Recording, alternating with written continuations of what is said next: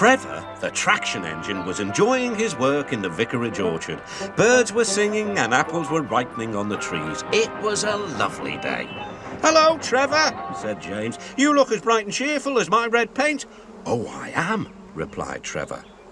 "What's that noise?" asked James. "It's the bees," laughed Trevor. "They're all in these boxy things called beehives.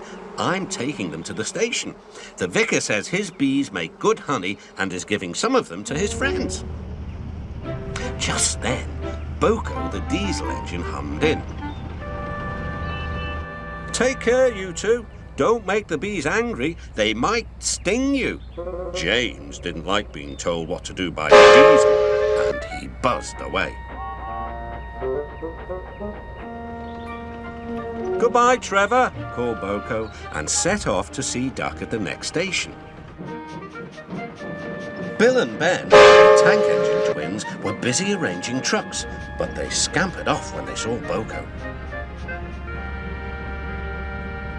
"I remember the first time I met those two," laughed Boko. "They nearly made my eyes pop out. Edward soon put a stop to their games." "Edward is the only one who can keep Bill and Ben in order," chuckled Duck. "I sometimes call them the Bees." "A good name," replied Boko. "They're terrors when they start buzzing around." James bustled in. "What's that, Duck?" he snorted. "Are you afraid of bees? They're only insects after all, so don't let that buzzbox diesel tell you different." "Name is Boko, and he didn't "I wouldn't care," interrupted James. "If hundreds were swarming around, I'd just blow smoke and make them buzz off." "Buzz, buzz, buzz," retorted Duck. The next morning, James arrived at the station to collect his coaches. The passengers were excited and keen to get on board. The platform was crowded, and the porter was in a hurry. "Mind your backs!" he shouted. Then there was trouble. The beehive fell and broke open.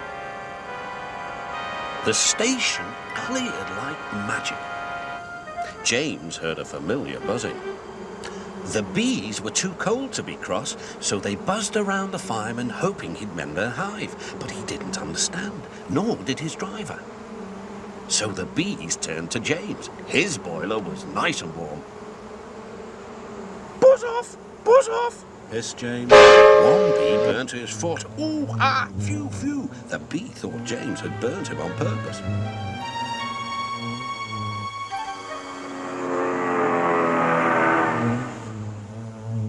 So it stung James right back on the nose. "Eee!" whistled James. He had had enough. So had his fireman and driver. They didn't notice till too late that they had left all their coaches behind.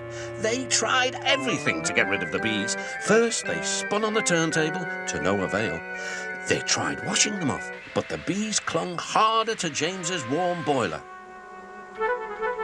Then they tried smoking them off by going through a long tunnel. But still the bees wouldn't go away.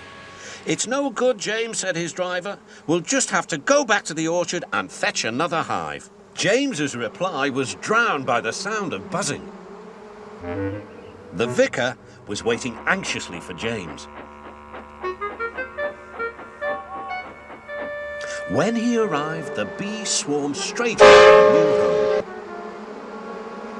"Come on, James," said his driver. "What you need now is a good hose down." Later that evening, James was resting in the shed when the vicar came to see him. "Thank you for saving my bees," he said. "It's a pity it's not Christmas, then we could call you James the Red-Nosed Engine." Everyone laughed, even James, but instead they decided to call James the Bee's Knees, which means they thought he was more useful than ever.